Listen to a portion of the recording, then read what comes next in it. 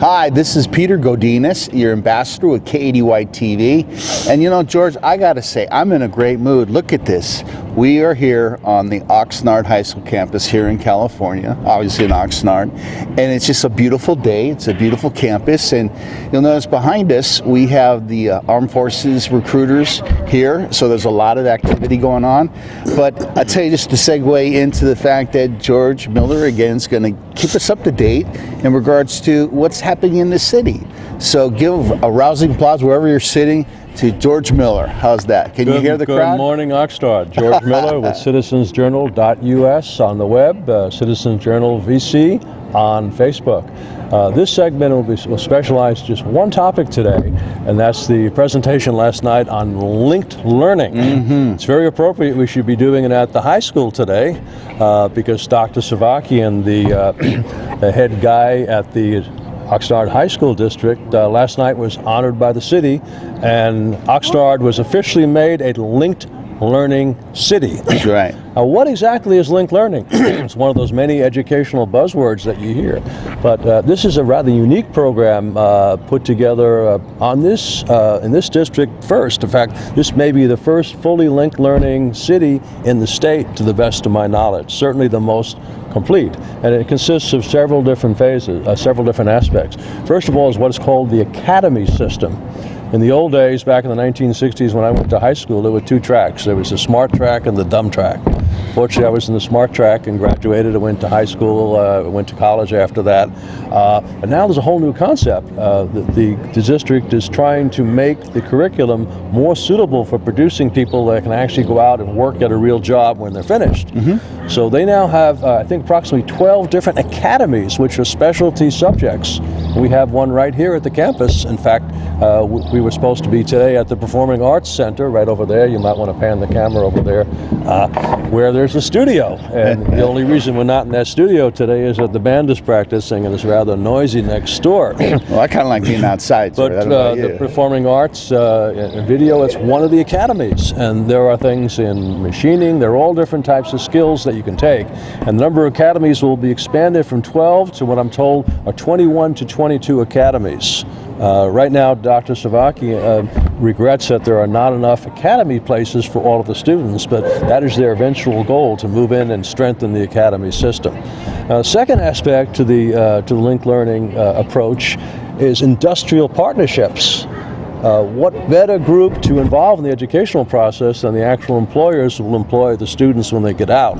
So they will actually help out and advise on the curriculum, maybe come in and teach classes, and also provide internship opportunities so that students can transition from the school into a work environment more painlessly.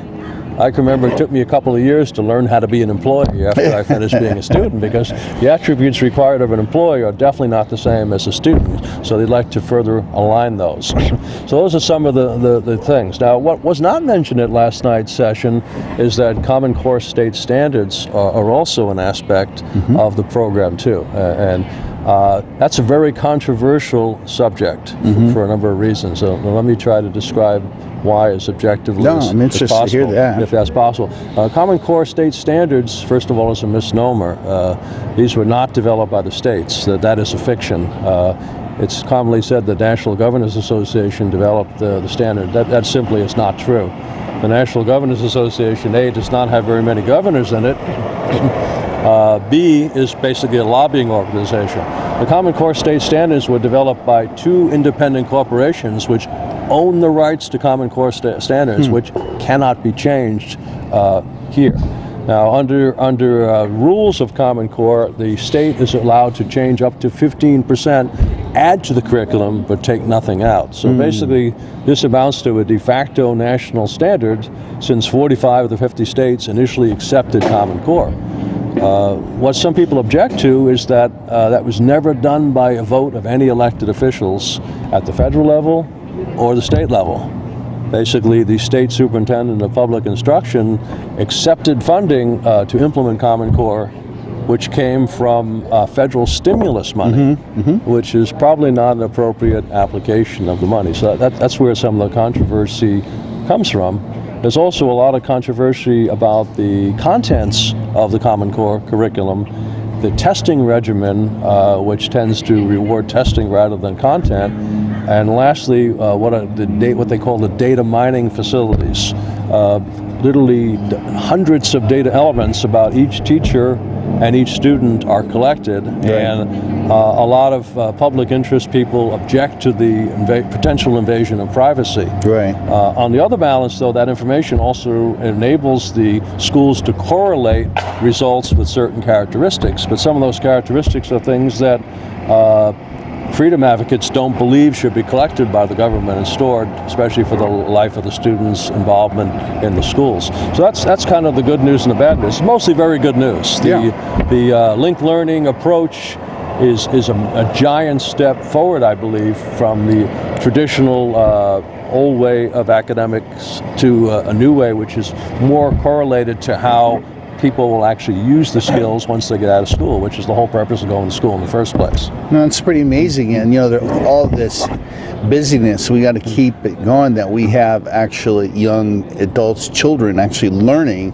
So for this to come together and be real and try to minimize on the error factor, I think is just a really important I agree aspect. It is. There's certain core skills they have to learn, like is the old saw, reading, writing, arithmetic. Yeah. If you don't know those three things, you basically cannot be a productive member of society, cannot earn a living. But in the academies, what they do is those basic skills are taught to this profession that the academy is geared towards. Very And Bob important Allen, point that our producer just mentioned.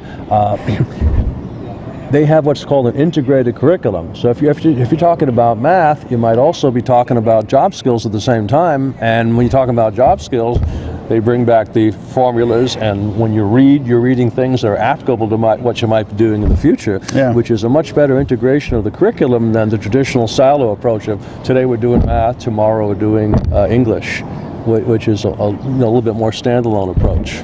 Yeah, and there's so many opinions, and again, this is one of mine. It's just what I see is really showing students or young adults, children, what the application looks like first. Like to first say this is how you build a bridge, and then build backwards that say this are the skills that you need. This is where math falls into, the reading and all the sciences, and make it interesting versus, well, what does this all have to do with? What do you mean 1 + 1 = 2? Right, for what end, right? It's just like you got to know how to make change. You got to know how to do this. But I think there's a lot of people, and I know him as Gabe Salmakian, and he reason I know that is because he played against him in high school. You did? And yeah, so really? It's amazing how full circles. I'm 18. I was 18 when I first met him, and now he's a superintendent.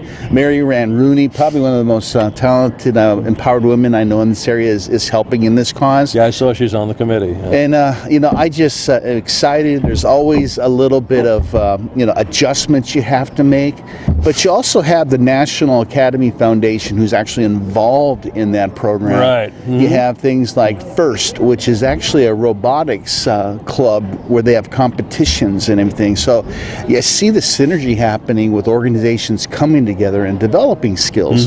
So I'm really glad you covered it. One concern I have, Talk to me. The academy system suggests that people develop a fairly early career track. And I wonder if people really know their own mind and are mature enough to make that decision that early in life. It's fortunate that it starts in high school rather than earlier than that. But some kids I know knew what they wanted to be when they were 6 years old. I can remember kids when I was in first grade that knew they wanted to be firemen, knew they wanted to be lawyers, and I wonder how much came from them and how much was projection from their parents. But they actually went into those careers subsequently. And others like me did nothing like what we had imagined originally. No, and I'm not saying that it all has to be the same. They're all individuals, but as long as I think it stays interesting in the process and keeping their attention, George. You can change your mind. Well, there's another thing too. If you get a good base education, that can be used in anything that you do. Right. I had a good academic education in high school. I had a technical education in college. I was an engineer. But frankly, the skills I used as an engineer were probably more valuable to me than other people that were in my same profession because of the discipline that it instilled, the basic understanding of math, physics, and engineering helped me for a lifetime.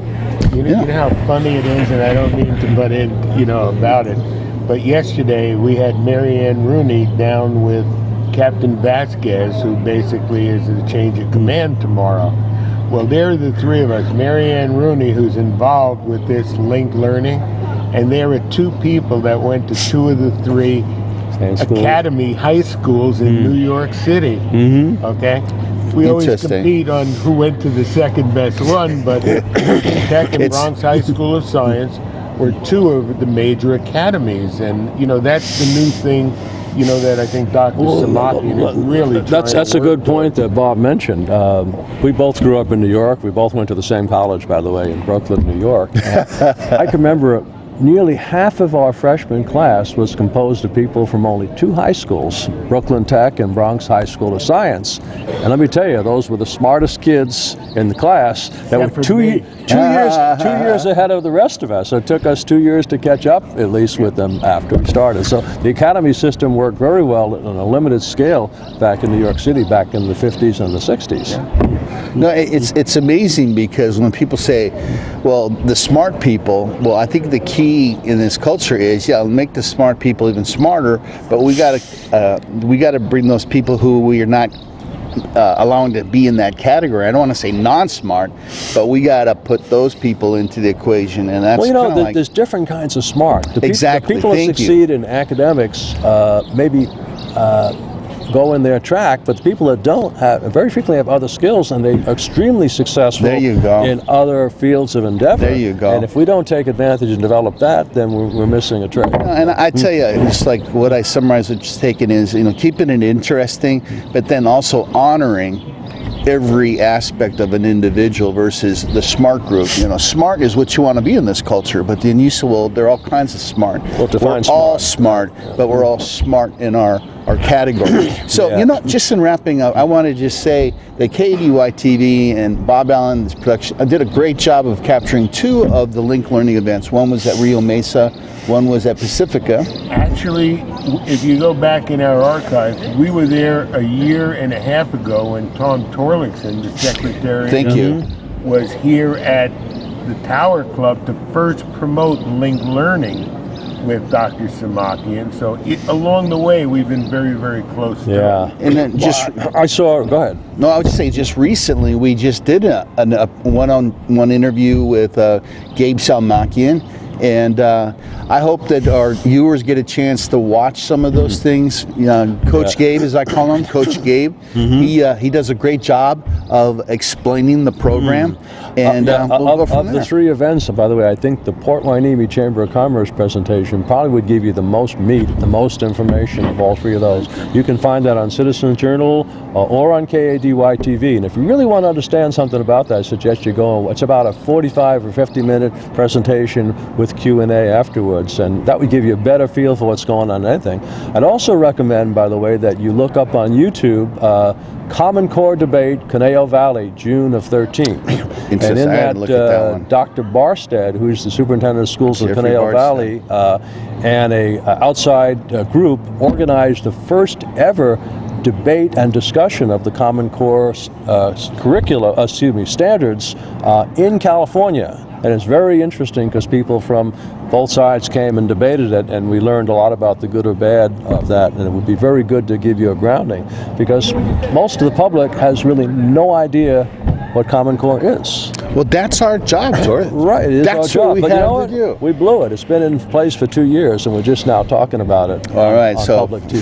from this point on, we're going to improve. There you go. I just want to say thank you, George. As usual, it's always enjoyable, informative, and entertaining. So this is Peter Godinez with Good Morning Oxnard, again here at the high school. Until next time.